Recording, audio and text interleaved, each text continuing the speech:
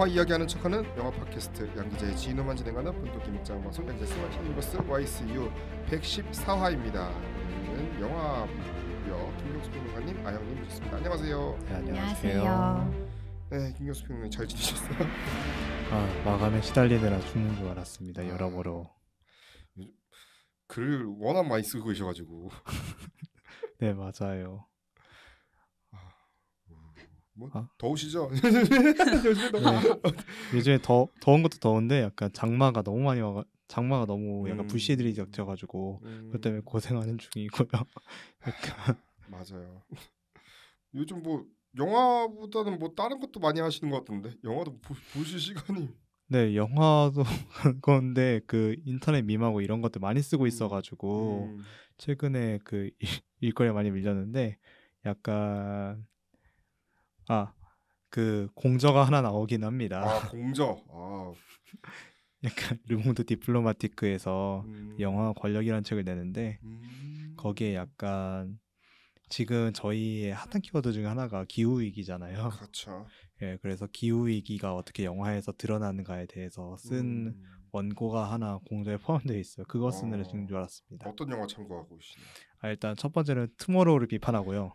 비판이요?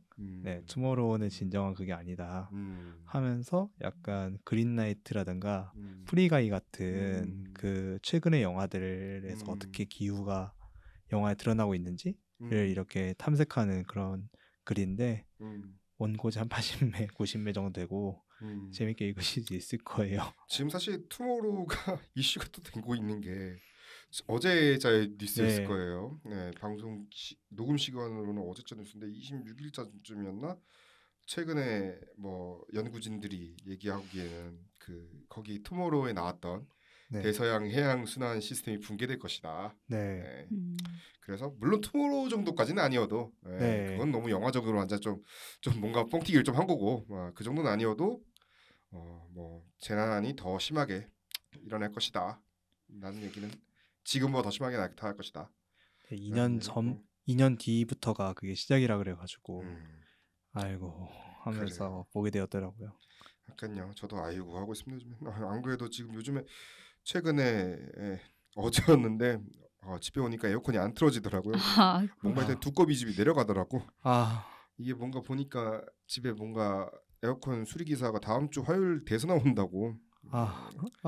그때까지 집에서 이 선풍기 가지고 어떻게 버틸지 모르겠지만 뭐 살아봐야죠. 뭐 볼 수 있나. 그래요.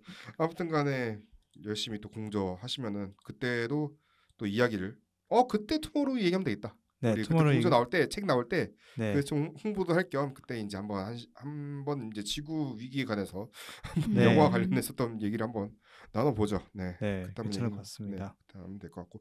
아영님은 어떻게 지내십니까? 네, 저는 말 그대로 생활을 열심히 하고 있는데요.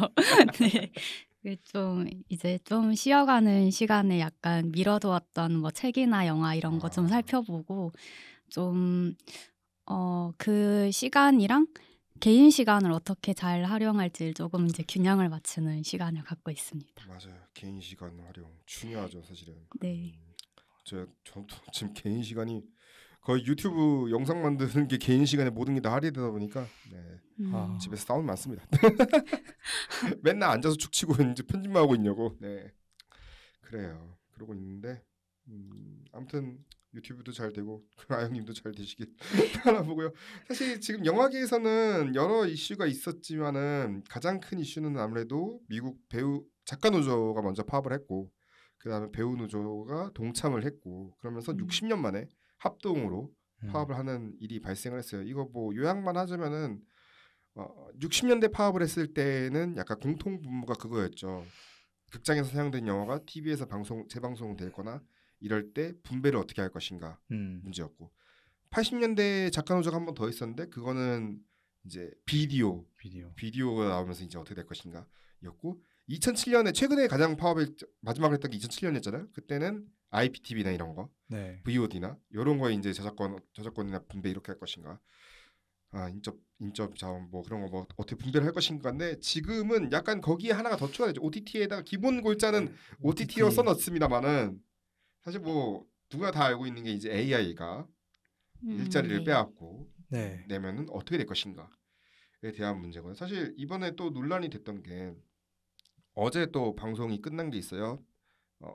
그 시크릿 인베이전 그 마블 시네마틱 유니버스 작품인데 거기 오프닝 타이틀 저도 볼 때마다 깜짝깜짝 놀라는 게 그게 AI가 했다는 로고거든요. 로고 오프닝 디자인을. 네. 아 이러면은 사실 이게 물론 이게 영화적인 의미는 딱 맞아요. 왜냐면 스크롤이라는 종족 자체가 네. 이제 그런 위장이나 이런 걸 해왔던 인간 이제 종족들이기 때문에 이제 그런 종족들에 대해서 이제 보여주는 묘사로서 AI를 썼다. 뭐 이렇게 뭐 그렇게 뭐 코에 가면 코골이지만 무튼간에 그렇게 뭐 해석이 할 수 있는데 문제는 그게 결국에는 미술팀이나 이런 사람들은 죽 치고 앉아 있어야 되는 그런 상황이잖아요. 네. 그렇게 되면서 과연 예술의 영역에서 AI를 어떻게 대체를 하고 이게 지금 영화계나 예술계 전반에서 뭐 우리 일생과도 관계가 있죠. 또 네. 어떤 영향을 미칠지 또 평론가 선생님이 또 이 얘기를 듣고 싶어요. 저도 이 분야에 대해서 여러 목소리를 듣고 있는데 그 충격적인 것들도 좀 몇 개 있고 네네. 그래가지고 일단 AI가 사람 목소리를 그대로 더딥혀가지고 똑같이 따라하는 인터넷 밈이 유행하고 있어요. 예컨대 이런 거죠. 그 최근에 본 영상인데 프레디 머큐리가 부르는 야인 시대 야인. 대충 뭔지 알 것 같아. 네, 이런 식으로 그러니까 AI가 그 사람의 모든 음절 이렇게 다 분석해가지고 그 다른 사람 목소리 입히면 그러니까 다른 사람의 창법은 그대로 드러나는데 그 사람의 목소리가 거기에 덧입혀지는 거예요. 쉽게 말하면 최근에 옥냥이라는 스트리머가 있었는데 네. 이 옥냥이 스트리머의 그 AI를 음성을 따가지고 노래를 월드컵을 만든 거예요. 옥냥이 왜 AI 노래 월드컵. 네. 근데 다들 듣고 소름을 끼치는 거예요. 말도 안 되는 일인데. 그러니까요. 심지어 그것까지 따라한다고. 자기 삑살이 나는 것까지 따라한다고. 그래가지고 그게 한 4년 전인가 5년 전인가 한번 AI가 20초 동안 그 가수의 목소리를 살리는 그 기획 같은 게 TV에서 열렸었어요. 그렇죠, 그렇죠. 그래서 김현식의 목소리로 박진영의 너에 대해서를 부른다든가. 터틀맨도 이제 터틀맨도 대사 나왔고 그런 방식으로 약간 했는데 이게 거의 모든 사람들이 다 이걸 지을 수 있게 된 거예요. 그래가지고 그 사람의 목소리의 저작권은 어떻게 되는가 라는 문제가 생길 수 있다는 걸 들었고요. 그 다음에 예컨대 그 일러스트가 제일 문제인 것 같은데 일러스트는 어떤 거 해줘 하면서 이렇게 그 요청에 따라서 그 그림체를 가져와요. 근데 그 그림체는 어떤 작가의 스타일을 그대로 따라한 거예요. 근데 그 스타일을 이 기계가 소화해서 그냥 짜깁기를 한 거잖아요. 그렇다면 이때 이 작가의 저작권은 어떻게 될 것인가? 이런 문제도 최근에 되게 많이 제기되고 있다 그래요. 그래서 일러스트 하는 사람들끼리 이게 되게 많이 불만이 많다고. 왜냐면 자기의 그림체를 훔쳐서 그렇게 된 거니까. 그렇죠. 근데 그림체를 훔친 주체는 없어요. 최근 그러니까 게티 이미지에서 한번 소송이 일었었고 일것 같고 왜냐면 사진이 있는데 그걸 또 거의 뭐 비슷하게 일러스트로 해가지고 보여준 건 이거 누구 저작권으로 가냐. 근데 저작권 그쪽 이제 그림 한 곳은 우리가 딥러닝 그쪽에서 안 했는데요. 이렇게 해버리면 그치니까. 네 맞아요. 그래서 지금 이 상황을 저는 뭐랑 비슷하다고 생각이 드냐면 예컨대 그런 거예요. 그 AI에 관련된 그 글들을 대체로 보면 AI는 어쨌건 기존에 있던 걸 짜깁기 할 수밖에 없다. 그래서 인격도 없고 그렇기 때문에 그 창조성이라는 건 인간만이 가질 수 있는 거다라고 했는데 사실 그 AI가 이렇게 짜깁기 해가지고 창조성 이런 거 해봤자 이런 사람들이 이런 것들을 더 좋아할 수밖에 없게 된단 말이에요. 어차피 아는 맛이 더 맛있는 맛이니까. 그게 그게 사실은 제일 걱정되는 네, 거죠. 맞아요. 만약 한국에서면 더 그럴 수 있어. 한국에서 이제 뭔가 영화나 시나리오 이런 거 쓸 때 그냥 AI가 짜집기 하는 게 오히려 좀 더 네, 맞아요. 좀 더 그냥 공산품이지만 아는 맛인데 그 정도 시나리오면은 괜찮네 정도가 나올 수 있거든요. AI면은. 사실 대부분의 영화 시나리오보다 AI가 쓴 게 더 나을 수도 있어요. 진짜 그럴 수도 있어요. 진짜 클래스가. 네, 맞아요. 그렇게 되면은 이제 시나리오 안 그래도 한국 영화 사실 저는 이제 어느 정도 기술력이나 배우 연기력이나 이런 건 다 올라왔다 생각하거든요. 네. 다만 아직도 떨어지고 있는 부분이 뭐냐면 시나리오 쪽이 제일 떨어진다고 생각하거든요. 항상 보면은. 그런데 시나리오를 AI가 만약에 대체를 한다.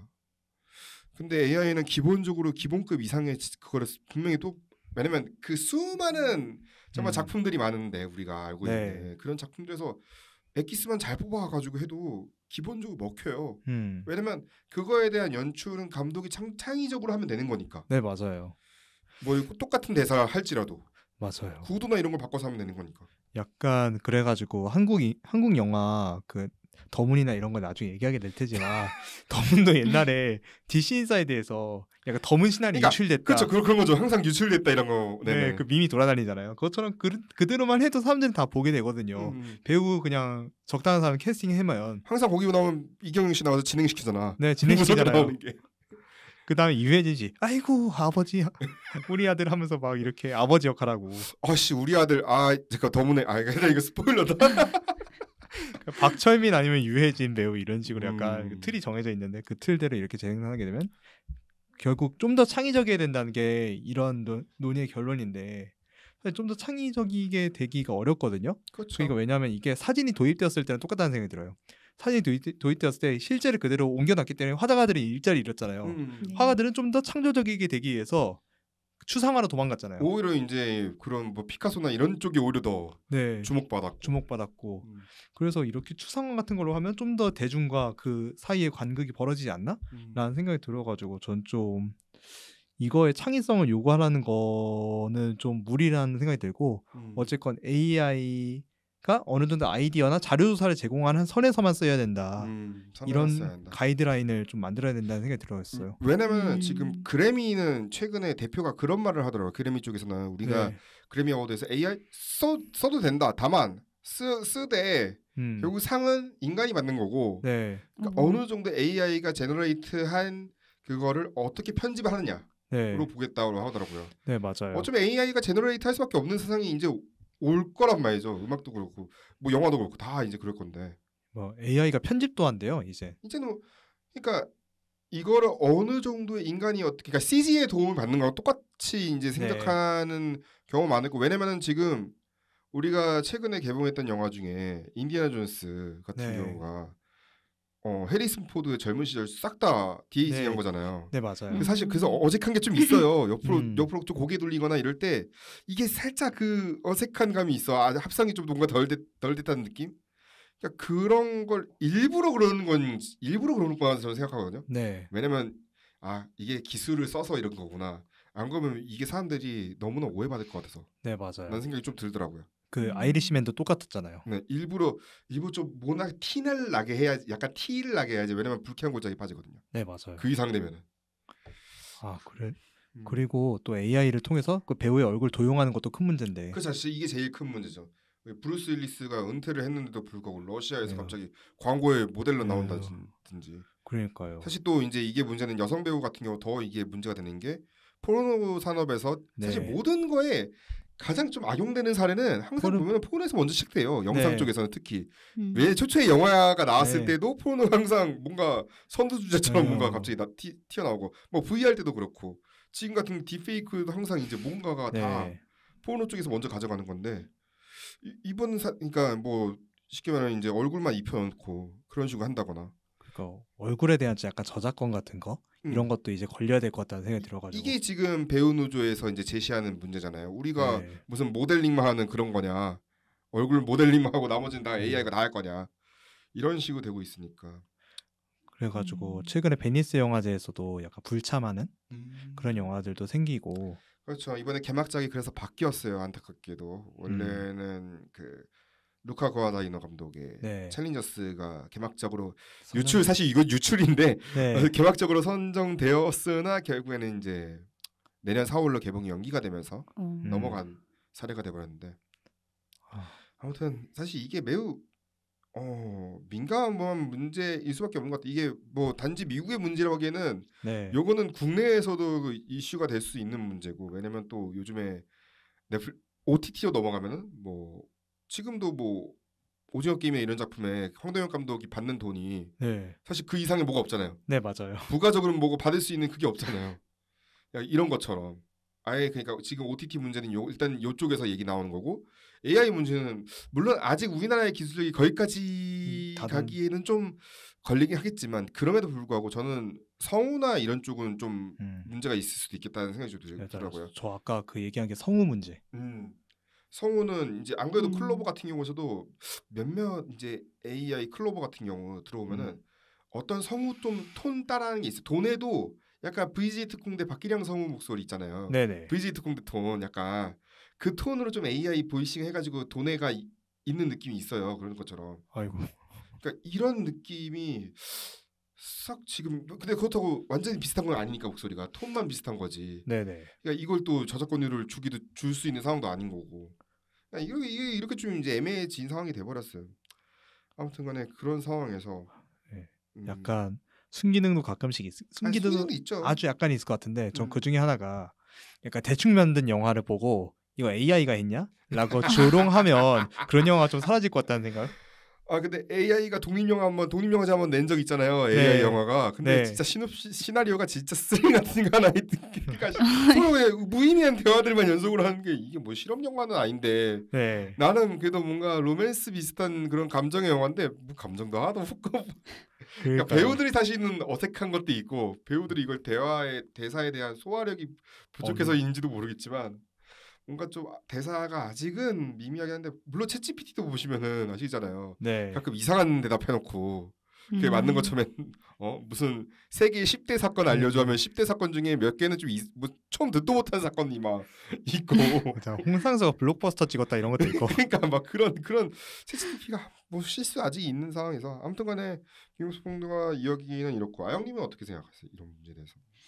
근데 넷플릭스 같은 이런 OTT 사업자나 영화 제작자 입장에서는 그 AI 기술을 활용하면 이게 작업에 있어서 오차가 많이 줄어드니까 그런 거에 있어서 비용 절감이 되니까 아무래도 하려고 하는 것 같은데 그냥 모든 분야에서 AI는 일자리를 잃는 거랑 연결이 되잖아요. 근데 그런 측면에서 보면은 배우랑 그런 작가 노조에서 일어나는 거는 약간 당연하다고 저는 약간 그들의 입장에 좀 더 공감이 되고 또 이런 제작자나 그런 OTT 사업자한테 이렇게 모든 수익 배분이 좀 많이 되는 거에 있어서 좀 수정을 요구하는 것도 약간 당연하지 않나라고 생각합니다.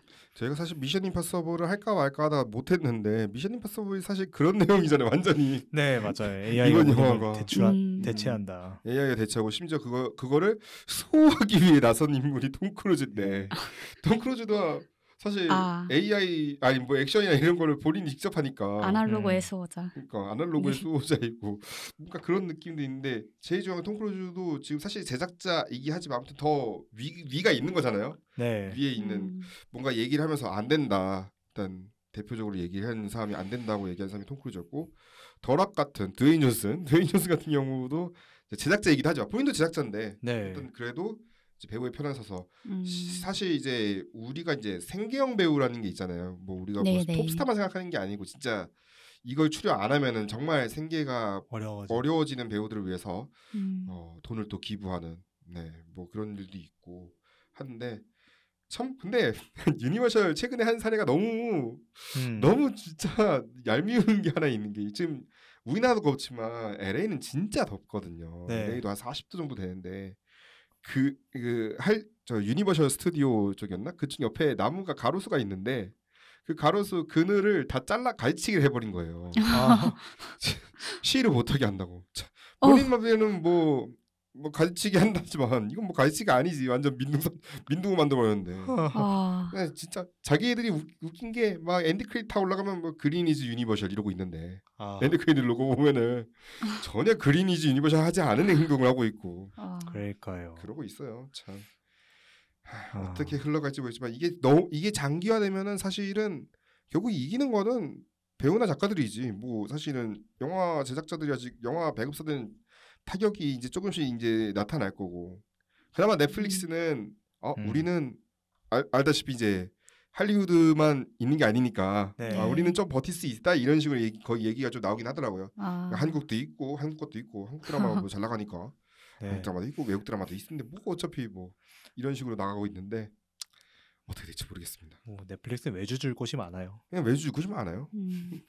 뭐 인도 시장 더 개척하면 되는 거고 뭐 그러니까 지금 인도 시장이 아마 아마존이 우위잖아요. 네. 그러니까 인도 시장을 더 개척하고 뭐 이러면 되지 뭐 인구가 더 많은 쪽을 개척해야지 이런 생각하고 있는 건지 모르겠지만 그래요. 아무튼 이 이슈는 요 정도까지 얘기하고 사실 지금 이 얘기하기 전에 오늘 얘기 영화가 바비 하기 전인데 네. 바비 영화를 하기 전에 할 게 있는 게 저는 영화 안 봤습니다. 안 봤고 저는 이 영화 아직 안 봤는데 원래 지난 시간에 네. 우리가 말미에 시간이 좀 남아가지고 다음 시간에 이거 할 겁니다라고 미리 다 소개해준 영화가 있어요. 그 소개한 영화 중에 하나가 있는데 원래는 보이즈 어프레이드를 하려고 했었는데 갑자기 김경수 평론가님 극구 보시자마자 안 된다. 이거는 방송하면 안 된다.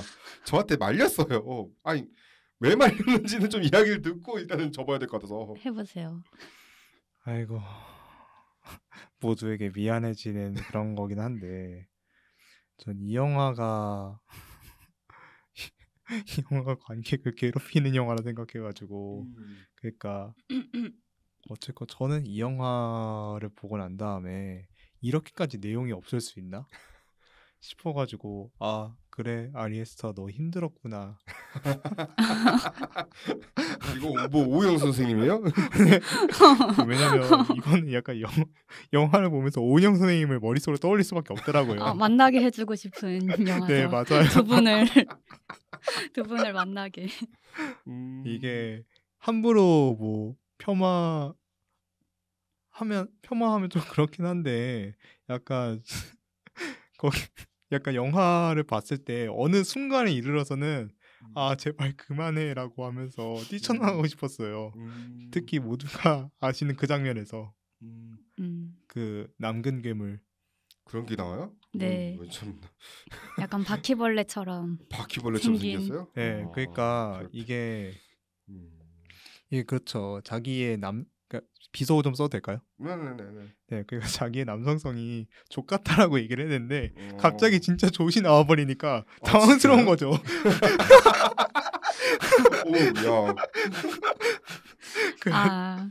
그래가지고 이게 영화가 어쨌건 그 자기 엄마를 찾아 나서는 과정을 되게 부풀려가지고 만든 영화인데 그냥 쉽게 얘기를 하자면 근데 이 자기 엄마를 찾아 나서는 과정이 되게 그 정신분열적이에요. 그래가지고 계속 그 어머니에 대한 죄책감 같은 것들 이미지로 막 쏟아지는데 이게 이미지가 약간 서사로 이어진다기보다는 그냥 즉각적으로 나오고 사라지는 이미지여가지고 하나하나가 정보값이 아예 없는 느낌? 그래서 영화적 체험만을 너희가 느껴라는 건데 사실 그 좀 독특한 영화적 체험을 바라는 사람들은 되게 좋아하더라고요. 근데 저는 이 독특한 영화적 체험이 어쨌건 관객에게 어떻게 경험되어야 되느냐도 문제가 된다고 생각을 해요. 그래서 이 영화가 완전히 의미가 없으려면 의미가 없어야 되는데 약간 얄팍하게 자기의 자전적인 이야기를 이렇게 심어놓고서 관객한테 이렇게 무조건 체험만 해라 라고 강요하는 것 같아가 좀 싫었고 그 다음에 두 번째로 그 본인이 웃기다고 했는데 이 영화가 전혀 웃기지 않았거든요.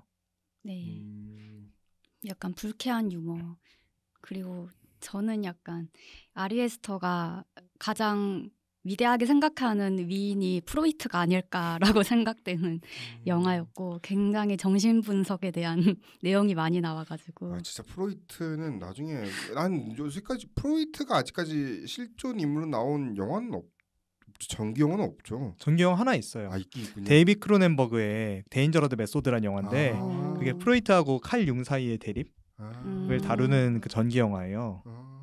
그래서 거기서 프로이트 직접 나오긴 하는데 그래도 더 나와도 괜찮을 것 같긴 하네요.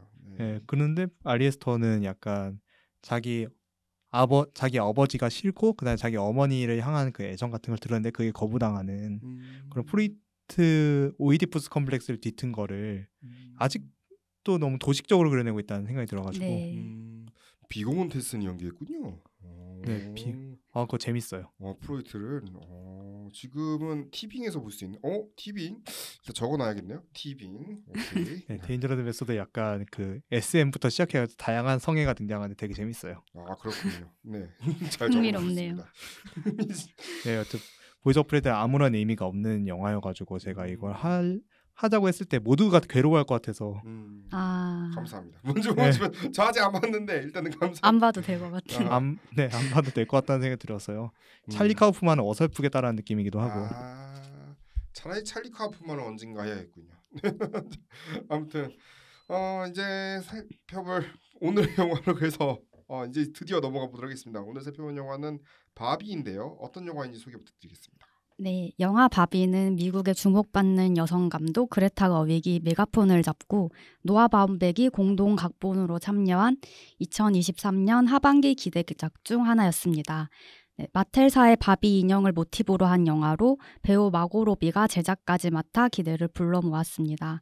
또 마고 로비와 라이언 고슬링의 만남을 보실 수 있고요. 바비는 핑크와 화려한 색감으로 물든 바비랜드에서 늘 완벽한 하루를 보내던 어느 날 갑자기 죽음을 생각하게 됩니다. 바비의 일상에는 이제 조금씩 균열이 생기게 되고 셀룰라이트까지 생기면서 점점 이제 생기를 잃어갑니다. 바비는 이 문제를 해결하기 위해 켄과 함께 현실 세계로 가 그녀의 주인을 찾아 나서고 새로운 세상을 마주하게 됩니다. 그레타 거윅 감독의 이전작 레이디버드와 작은 아씨들에서 여성의 성장을 운유적이고 세심하게 그려냈던 것과는 달리 이번 작품은 페미니즘에 대한 주제를 좀 더 급진적으로 다루고 있습니다. 뭐 아까 전에 뭐 이거 뭐 였습니다 이렇게 과거형으로 이렇게 말씀하셔가지고 기대작 그러니까 네, 기대작이었습니다. 네. 뭔가 부정적인 감성이 나올 것 같은데 먼저 우리 김경수 평론가님 어떻게 보셨습니까? 저는 이거의 내용에 대한 호불호를 표현했다가는 그러니까 저도 지금 그게 걱정이 많이 됐어요. 영화 보면서 내가 이렇게 얘기해도 되나? 내가 얘기하면 욕먹을 것 같은데? 라는 생각이 좀 들어가지고 그래가지고 시네21에서 전부 다 6점을 줬잖아요. 이 대동단결. 대동단결로 이건 호도 아니고 불호도 아니고 그냥 나는 물러서 있을래라는 표시인데 시네21 그렇게 부른다는 건 저 처음 봤어요. 그러니까 대동단결 처음 봤어요. 저 대동단결 6점은 본 적이 없습니다. 네. 그래가지고 이거에 대한 내용에 대한 호불호라기보다는 전 그냥 이거 형식 자체에 대한 호불호를 얘기할 건데 저 영화로서는 0점이고 콘텐츠로서는 5점이에요. 그래서 영화로서는 0점. 그래서 전 3점입니다. 그래요. 그 얘기는 이제 나중에 하고 세부적으로는 자 아영님은 어떻게 보셨나요? 저는 좀 대충 예상은 하고 갔는데 예상 그대로보다 더 나빠가지고 좀 이게 뭐 하나만 살짝 바꿨어도 이렇게까지 실망은 안 했을 것 같다는 그런 이제 인상을 갖고 나왔습니다. 저는 그러니까 아까 전에 그 얘기한 오늘 스포일러가 당연히 있고요. 약간 그레타 거윅의 작품처럼 처음에는 그래도 나름의 배짱을 좀 느꼈어요. 배짱이 좀 있긴 있더라고요. 그래도 있는데 그게 이제 저는 어느 순간이었지? 딱 그 켄한테 노래 줬을 때부터 그걸 좀 받았어요. 느낌을 슬슬 이게 워너 입김인 건지 마테사 입김인 건지 이게 제작사 아무튼간에 조금씩 뭔가 그런 기운이 퍼지는데 막판에 뭔가 세 가지 결말이 갈등 이런 걸 매듭을 다 짓는 과정이 뭔가 이 감독의 작품 같지가 않다는 생각이 좀 들었어요. 그러니까 하다못해 작은 아씨들에서도 봉합을 워낙 잘 했던 감독이다 보니까 이거는 요 부분은 심지어 이게 노아 바움백이랑 같이 쓴 거잖아요. 작본을. 이 작품 그럼 요 파트는 노아 바움백이 쓴 파트인가? 생각이 살짝 들었어요. 이 마지막 파트는 뭔가 맡겼나? 잠깐 살짝 그것도 있고 약간 그래서 약간 작품 같지가 않은 느낌이 들은 거예요. 맞아요. 그렇다고 작법이 아닌데 라는 생각이 들었고 아무튼 이 영화를 처음부터 이제 제가 잠깐 이제 스포일러 없는 데까지 한번 얘기를 한번 꺼내보면은 전형적인 바비가 있습니다. 여기 티피컬 바비라고 되어 있는데 마고 로비가 연기한 요 전형적인 바비가 다양한 동료 바비들이 자급자족하는 어찌 보면 성공적인 모권 사회죠. 그런 사회인 바비랜드에 살고 있었습니다. 근데 수많은 캔들은 사실상 해변에서 레크레이션 활동을 하면서 하루를 보내는 거죠. 그럴 수 있다고 쳤어요. 바비들은 의사, 변호사, 대통령 모든 뭐 정치인 등등 뭐 중요한 직업을 다 가지고 있죠. 마치 저는 그거 느꼈어요. 옛날에 그 긴즈버그 대법관이 그 다큐멘터리에서 그랬었거든요. 자신 일대기 나왔던 RBG 다큐멘터리에서 거기서 왜 여성이 대법관 9명 하면 안 되냐고 생각하냐 이런 식으로 했던 인터뷰 있었는데 그거 저는 생각이 났었는데 아무튼간에 그래서 뭐 그렇게 지내고 있었는데 전형적인 바비의 남자친구는 또 전형적인 켄이 라이언 고슬링 연기한 바비랑 함께 있을 때만 행복하고 더 가까운 관계를 추구하는데 바비는 독립과 여성 사이의 우정을 위해서 거절을 합니다. 그리고 아마 이게 청소년 사이 아마 이게 이 바비는 아마 청소년 바비일 가능성이 커요. 저는 그 생각이 좀 많이 들었어요. 그러니까 뭔가 이게 또 PG-13의 한계도 있겠지만 사실 거기서 나온 바비는 약간 이 바비 월드에서 바비는 약간 그런 거를 좀 미숙한 그런 관계처럼 느꼈어요. 그러니까 아직 그런 뭐 성에 눈을 뜬다거나 그 정도까지는 또 아닌 몇몇 캐릭터들은 물론 거기에 뭐 임신한 바비도 있긴 하지만 판매 중단 중인 아무튼 그렇게 하는데 댄스 파티를 하는 동안 갑자기 죽음에 대한 걱정으로 괴로워하고 아까 전에 말씀드린 그 셀룰라이트도 있고 걱정하는데 또 다음날 그러면서 잠을 자고 다음 날에 아침에 정상적인 일과 활동을 못 하게 된 거죠. 그러면서 뭐 이제 트러블도 발견하고 다른 바비들한테 그 얘기를 하니까 언덕에 사는 바비랜드 언덕에 사는 이상한 바비를 만납니다. 케이트 맥키넌이 연기한. 그래서 이 이상한 바비가 현실 세계에 가서 바비와 함께 놀고 있는 아이를 찾아야 한다. 뭐 그래야지 뭐 연결이 되어 있나 봐요 이것도 세계관이. 그래서 걸로 가야 한다. 그래서 근데 그 아이가 어디 사느냐 캘리포니아 살고 있대요. 너무 직접적이네. 아무튼 캘리포니아에 살고 있다니까 현실 세계를 향하는데 컴포터블 타고 다는데 하필 그 차에는 켄이 타고 있었어요. 그래요. 타고 와서 이제 포터를 통해서 베니스 해변에 도착을 합니다. 근데 현실 세계는 바비랜드 상당히 다르죠. 전형적인 바비가 뭔가 전형적 바비는 여기저기 돌아다니는데 비현실적인 미의 기준과 천박한 소비주의를 장려하는 바비를 비판하는 사샤를 만납니다. 사샤를 만나서 이제 뭔가 내가 생각했던 그런 얘기가 아닌데 얘기를 듣고 그 사이 또 켄은 뭔가 뽕을 취한다고 해야 될까요? 가부장제 그러니까 그 대통령의 얼굴부터 화폐 도안이나 말이나 뭐 온통 남성의 뭐 이런 거 이미지로 도배된 그런 가부장제 알게 되면서 뭔가 다른 현실 세계를 약간 바비랜드 다른 현실 세계 배워갑니다. 배워가면서 있는데 한편 바비 제조사가 마테시오 이제 윌 페레를 연기했는데 이분 뭐 유명한 뭐 코미디언 배우니까 바비가 현실 세계에 돌아다니는 소식 알고 포획을 명합니다. 근데 잠깐만 이거 왜 포획을 하는 건지 저는 이해 모르겠어요. 왜 잡으려는 거예요, 갑자기? 가상 세계로 데려가기 위해 다시 잡아야 되는 이유가 있나? 그 전에 그 왔던 그 바비가 그 어린아이 데리고 같이 다이빙 하려고 했었다. 그게 있었군요. 내가 졸았구나. 자, 그래서 마텔에서 일하던 직원인 글로리아가 있는데 이 글로리아가 딸 사샤의 학교에서 바비를 어떻게 잡혀가는 걸 보게 되면서 혼란에 빠지게 됩니다. 근데 저는 이제 다시 아까 전에 주제로 넘어가서 제목을 얘기하면서 아까 전에 페미니즘 엄청나게 나온다고 했었는데 저가 받은 최종 보도자료 프레스키트 QR코드 찍으면 나오는 그 프레스키트 보면은 컨트롤 F 치고 페미니즘 치면 한 글자도 없습니다. 보도자료엔 진짜 하나도 없어요. 근데 분명히 이 작품 페미니즘이 없으면은 페미니즘에 관련된 얘기를 안 하고 넘어갈 수는 없거든요. 이 작품에서. 근데 한국은 참 이게 옛날에 포스터 그때 이번 처음에 이거 포스터 나왔을 때도 그렇고 워너 코리아가 은근히 이런 걸 좀 덮고 가려는 게 좀 느낌이 느껴져요. 확실히. 맞아요. 이런 이슈가 있으면은 뭔가 덮고 넘어가려고 하는데 문제는 우리나라보다 인권이라고 좀 더 나쁘다고 생각하는 국가들 다 그렇게 했거든요. 보도자 그 포스터 문구에도 다 이제 뭐 여기는 뭐 밥이고 얘는 뭐든지 할 수 있어고 얘는 켄이야 막 이런 식으로 이런 식으로 한 거를 전 세계 언어로 다 번역했는데 한국만 그냥 완전 그때 좀 이상하게 표현을 해가지고 논란이 됐었는데 확실히 근데 그럼에도 불구하고 바비가 여러 갈래 페미니즘의 시종일관 보여줬던 작품이고 그래서 대표적으로 저는 이제 그 생각을 했어요.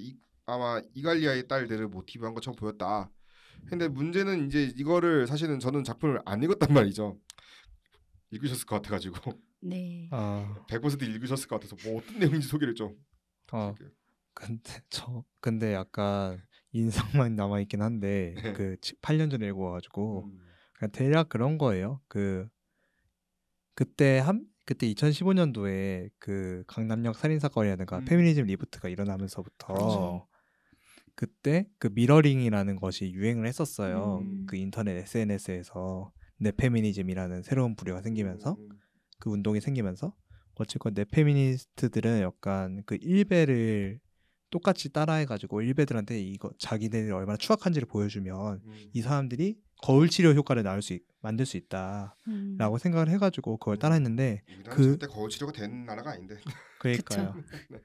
미러링을 했을 때 그 얘기했었던 소설 2개가 있는데 그 중에 하나가 82년생 김지영 이때 그 유행했던 어쨌건 82년생 김지영은 그 여성의 일상을 이렇게 적나라하게 보여줌으로써 그리고 세세하게 보여줌으로써 그리고 심지어 그 도표까지 동원이 되거든요.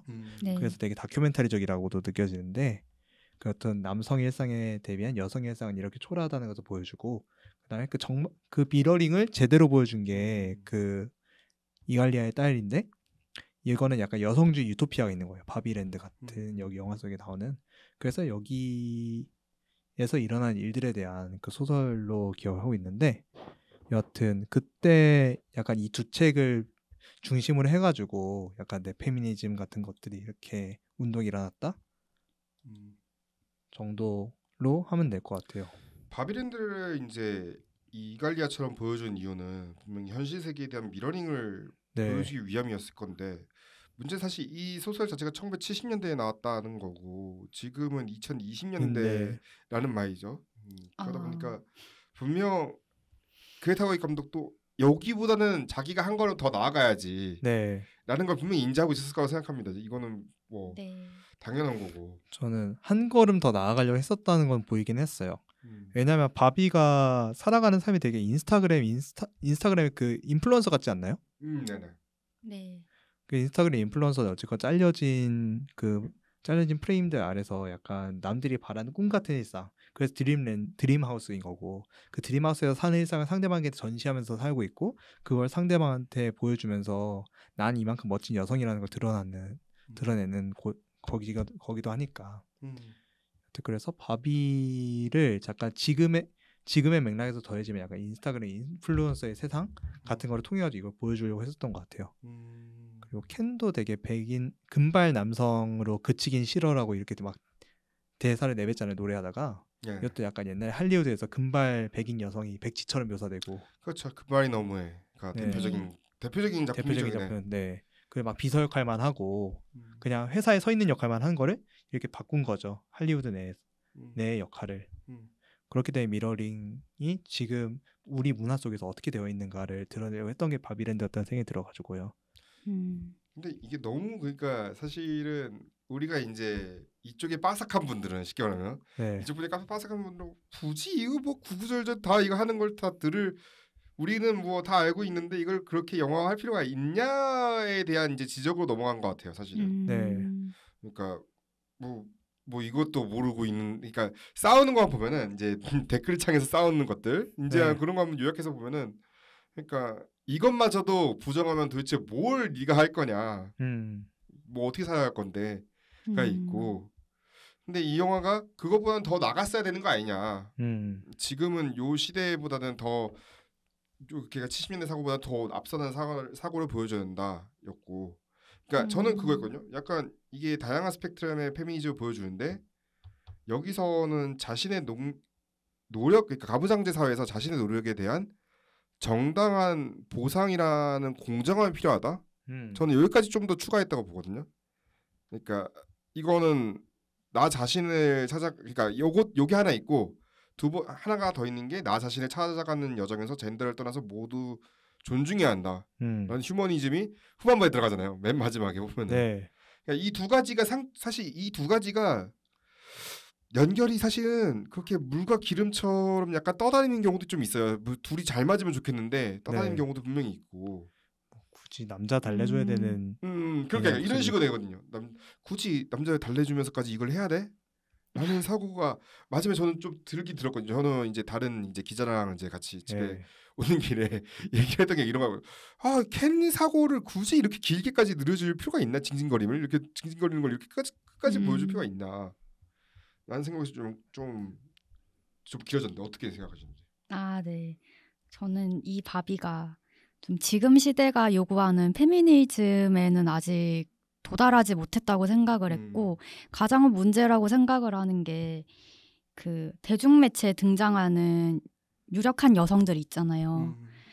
크리스틴 스튜어트나 이런 대표적인 인물들이 여건 신장이 된 모습으로 드러난다고 해서 그게 실제 여성들의 삶으로 이어지지는 않는데 많은 대중들은 할리우드 영화에 강한 여성들이 등장하고 그런 것들을 마치 나의 여성의 제도적으로 인권이 신장됐다고 착각하는 그런 거를 보통 페미니즘의 오류라고 하는데 그것을 좀 다루려고 했다가 그 백인 페미니즘에 좀 그쳤다는 생각이 드는 게 거기 대사 나오죠. 네, 아시아권 여성은 한 명인가 거의 극소수에 그치고 네, 그리고 제3의 성 그러니까 논바이럴이나 약간 이런 제3의 성은 약간 앨런으로 표현된 것 맞아요. 같은데 그 앨런의 입장은 너무 스토리도 없고 배경 설명도 없는 거죠. 그냥 병풍이죠. 그냥 대사 네. 몇 개 주고 그냥. 그리고 바비들을 도와주는 존재로만 그쳐가지고 이게 약간 한계가 너무 짙은 영화라는 생각이 들었어요. 거기 맨 처음에 이제 발이 평평하다 할 때 네. 주위 둘러보면 아시아계 없습니다. 네, 아시아계 여성은 없어요. 보면은 다 다른 여러 인종을 보시는데 아시아계는 없습니다. 네, 흑인 백인이 거의 많고. 네. 뭐 히스패닉도 있는데 없어. 사실 스테이샤도 그러네 없네요. 그다음에 그 아시아계도 거의 동남아 쪽의 아시아 여성 한 명만 캐스팅을 해두고 약간 그 동아시아 여성이라든가 아니 이란이나 그 아랍권 여성이라든가 이런 거 없는데 아시아 한 명만 끼워놓고 아시아 전체를 대표한다고 하면 좀 이상한 느낌? 그러니까 최근에 논란이 바비가 개봉하기 전에 있었던 논란이 약간 그거였잖아요. 아시아 지도가 여기 이 세계 지도가 있으면은 약간 지도가 다 좀 이상하게 그려져 있어요. 근데 여기 선이 딱 그 9개가 있어요. 딱딱딱딱 그 아시아 지역 보면은 그게 이제 구단선을 나타내는 게 아니냐. 그래서 왜냐면 베트남이나 필리핀이나 동남아시아는 정말 이게 민감해요. 네. 이 문제가 왜냐면은 중국이 지금 영유권을 딱 거기 안에 그 남중국해죠 거기가 딱 거기에 지금 인공섬을 만들어 거기다 기지화를 하고 있단 말이죠. 이제 그러면서 자기가 200캐리 먹어간다 이런 식으로 먹는다. 이렇게 되면은 당연히 이제 그 주변 국가들은 당연히 화가 날 수밖에 없죠. 아세안 국가들은. 그런 상황에서 지금 그게 또 논란이 있었으니 베트남 당연히 이제 사형 중지됐죠. 근데 딱 위치는 완전히 그쪽은 아니에요. 근데 이 선 자체가 9개인 것도 좀 약간 자기 입장에서 별로 마음에 안 드는 게 있죠. 국가 입장에서. 왜냐면 워너랑 중국 자본이랑 뭐 어떻게든 힘쓴 영화들이 꽤 많잖아요. 우리가 알고 있는 것만 해도. 뭐 같이 나와서 뭐 텐센트라든지 알리바바 시절이라든지 뭐 같이 했던 영화들 보면 좀 있으니까 하다못해 메가로돈 1편도 중국 자본이었으니까 이제 그런 것들이 생각이 나니까 당연히 셧다운 시킬 수밖에 없는 거고 그러니까 약간 백인 제작자 중심의 그런 사고가 그대로 이 작품에 묻어난 게 아닌가라는 생각도 들었어요. 그리고 또 이제 댓글보다 또 흥미로운 게 그러니까 여러 리뷰 보다가 작품에 등장하는 모든 남성들은 멍청하게 그려진다가 있었거든요. 사실 근데 저는 이거에 대한 변은 하고 싶어요. 이게 과연 그럴까? 라는 생각이 좀 있었는데 괜히 현실사계에서 자리를 얻으려고 무작정 여기저기 가잖아요. 근데 다 뭔가 이게 이유가 있어. 왜냐면 기업 임원하려면 MBA 과정 당연히 밟아야 되지. 네, 맞아요. 라이프가드 하기 위해서는 수영 능력 당연히 필요하지. 근데 지는 수영도 할 줄 모르는 맨날 보면은 바다에 들어가지도 못하다 막. 그런데 당연히 실력 없는 사람은 성별을 떠나서 그 자리를 차지할 수 없는 거죠, 애초에. 네, 맞아요. 그러니까 그런 거를 이제 도태하는 그런 운명들을 이제 보여주니까 그 사람들이 뭐 그냥 그 자리를 그냥 얻었겠어요? 그러니까 그런 거는 보여주죠 이 영화에서. 근데 아까 전에 말했던 그게 이제 보면은 정당한 보상이라는 자신의 능력에 대한 정당한 보상. 그거에 대한 이미지지 이게 뭐 아까 말했던 여성 인권이나 이런 거는 뭐 사실은 뭐 그렇게 또 뭐 연관되는 존재는 또 아니죠 이게. 그리고 그 NBA 따지는 그런 사람들이 이런 걸 통해서 보여줬다는 거는 어쨌건 남성의 권위가 그거에 따른 프로를 인정해주는 그 권위가 있을 때 더 활개친다는 거지. 뭐 켄이 멍청하다는 것도 아니고. 그러니까 그냥 켄은 그냥 보통 남성 정도로만 설정된 것 같다는 생각이 들어가지고. 그러니까 사실은 클라이맥스 전까지는 그냥 배짱이 갔었지만 또 할리우드 상업 영화식의 봉합도 있었고. 그러니까 이 영화가 사실은 이제 아카데미에서 관심을 받기 위해서 노력을 많이 한 것 같긴 해요. 보면은 누가 봐도 이제 미술 디자인은 정말 세련돼서 아마 후보는 오를 것 같거든요. 이건 무조건 미술상 후보는 가겠다. 의상상 네. 후보는. 네. 이건 작품의 이런 특성이나 이미지상 그리고 또 아카데미 후보에 오른 미술 감독이고 또 의상 감독이고 상 받은 의상 감독이고 하니까 후보는 오르겠다. 근데 그 외에서 나머지는 과연 아카데미 회원들이 이거를 좋아할지는 사실은 모르겠어요. 왜냐면 물론 많은 영화들을 정말 아니 그렇게 한 몇십 편에 되는 레터박스 인터뷰 보면은 뭐 30편 가까이 되더라고요. 레퍼런스만 영화와. 네. 레퍼런스를 이렇게 많이 하면은 과연 이게 표 달라는 것밖에는 처음부터 그러니까. 오히려 좀 너무 사람들이 뭔가 힘들게 느껴질 것 같은데 혹시 뭐 레퍼런스 또 다른 거 생각하신 영화들이 뭐가 있으셨는지? 사실 처음에 너무 뚜렷해가지고 2001 스페이스 오디세이. 근데 이게 너무 이 장면에서 너무 일단 안 좋게 시작을 했던 게 저는 일단은 사실 그 여자 아이들이 아기 인형만 갖고 논다는 명제가 이렇게 무조건 참인 명제가 아니잖아요. 근데 그거를 이분법에 그 대상으로 이렇게 삼은 것 자체가 약간 너무 가행일반하다라는 생각이 들었었고 일단 그러면 그 창작 세계를 펼치기 위해서 그냥 하나의 영화적 효용으로 그냥 봐주고 와둥둥 하면서 이렇게 보려고 했는데 그대로 그냥 나아가지 못하고 끝나가지고. 그러니까 2001 스페이스 오디세이라는 게 그러니까 어떤 연유로 촬영했는지 사실은 본인 감독도 그렇게 엄청난 얘기는 안 하더라고요. 그냥 당연히 촬영했다라고만 얘기하지 뭔 이유인지는 자세하게 또 여러 인터뷰 통해서 얘기를 안 하더라고요. 저 인터뷰 기사를 막 찾아보는데 왜일까요? 갑자기 생각이 드는 거예요. 왜? 그냥 모성으로 대표되는 그 여자의 또 역할 같은 것들을 깨부수려는 의도인 것 같긴 한데. 그러니까 이게 다른 거는 막 오제아머스는 뭐 디자인이나 이런 게 멋있었습니다. 그래서 좋고 뭐 로시포르의 숙녀들이나 뭐 아니면은 뭐 셰브르산 같은 경우도 디자인이나 그런 색상 이런 거에 상당히 영감을 받았다. 이런 식으로 얘기하는데 뭐 가이손도 그렇고 가이손도 이제 집이나 이런 구조들, 집 색깔들이 다 알록달록하잖아요. 네네. 그런 것들 다 이제 이런 거 오마주했다는데 정작 그거는 당연히 했습니다 정도밖에 없어요. 레터박스 인터뷰도 그냥 약간 2001 스페이스 오디세이가 인류의 시작을 이렇게 재규정하는 거니까 규정하는 거니까 이걸 통해서 자기가 인류의 시작을 약간 인형사의 시작을 다시 재규정해보겠다 하면서 이렇게 한 것 같은데 소위 영화사에 오른 영화기도 하고. 네, 맞아요. 그러니까 유인원이 도구를 사용하는 장면이니까 또 모놀리스라는 게 모놀리스가 나타나고 다.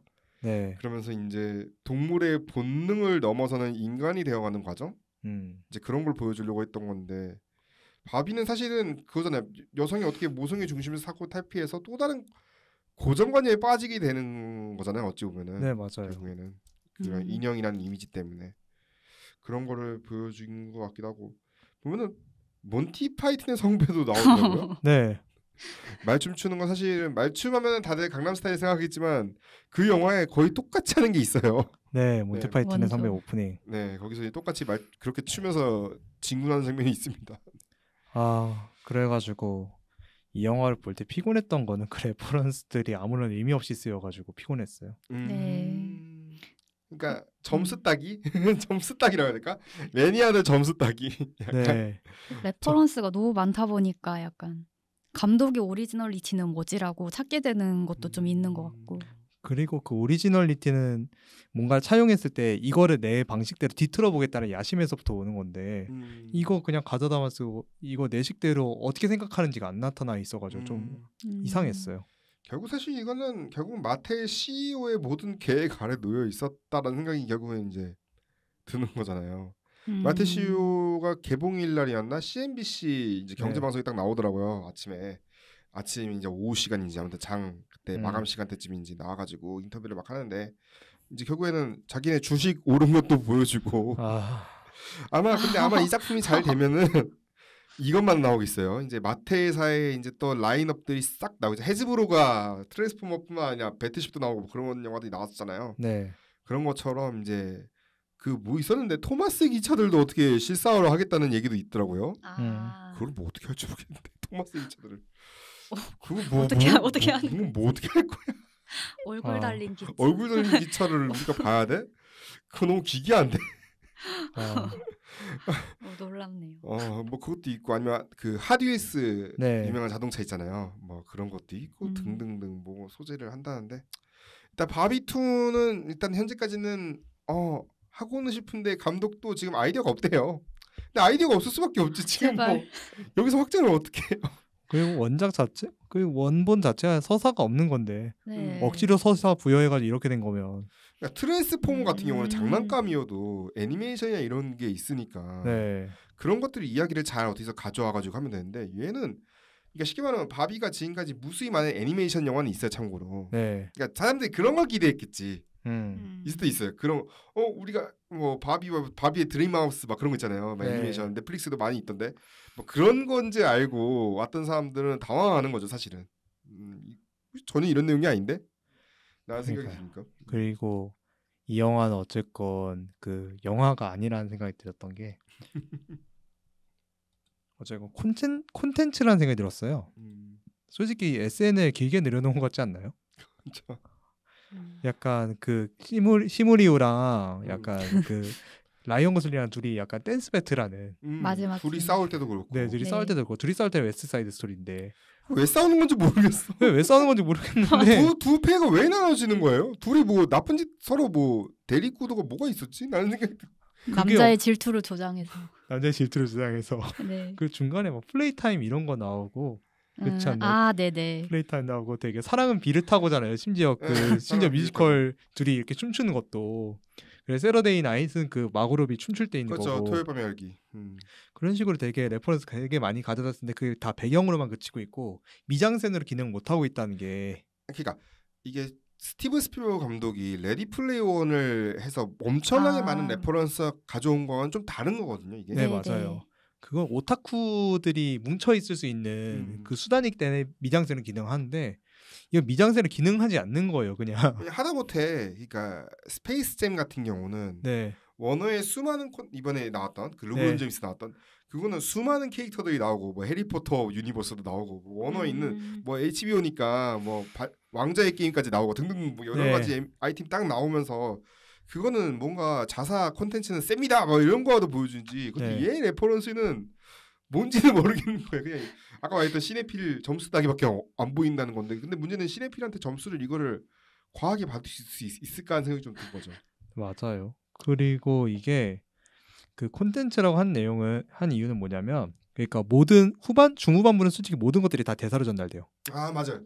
저가 사실 이 영화 보고서 후반에 살짝 지루했던 게 그 마지막에 약간 세 개의 갈등이라고 했었는데 하나가 이제 그 켄과의 갈등, 두 번째가 마테사의 갈등, 내부 갈등, 그 마테사 거기 가는 이제 갈등이 있었고 세 번째가 갑자기 전혀 상관이 없는 진짜 사실은 이거는 사족 같다는 생각이 좀 들었어요. 세 번째는 그 이제 처음 만든 디자이너, 제작자 루스.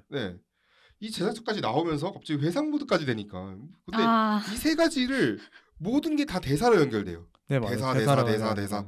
그 같은 장소에서. 근데 사실은 이거는 작은 아시드에서 이 작법을 안 썼어요. 맞아요. 대사여도 위치라도 달라지고 시점도 달라지고 어떻게든 변화를 줬단 말이죠. 근데 이거는 하다못해 레이디 버드도 어떤 사건이지 이게 대사 이렇게는 안 나왔었어요. 맞아요. 그게 콘텐츠의 감각인 것 같아요. 어쨌건 이게 영화에서 정보를 뽑아내는 것이 콘텐츠고 어쨌든 콘텐츠는 대사를 통해서 이렇게 전달을 함으로써 그 대사 그러니까 내가 무언가 정보량을 얻고 있다라는 만족감을 주는 게 콘텐츠거든요.